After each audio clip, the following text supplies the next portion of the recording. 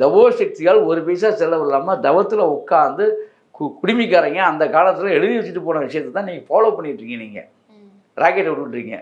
செவ்வாய்ங்கிறது சிவந்த மண் அப்படின்னு எழுதி வச்சான். அங்கே போனோன்னா அதானே வருது, சிவப்பு மண். சனிங்கிறது பனிப்பாறை. சயின்ஸ் சொல்லுது. இந்த சயின்ஸை அன்னைக்கே நம்மால் எழுதி வச்சிட்டான்.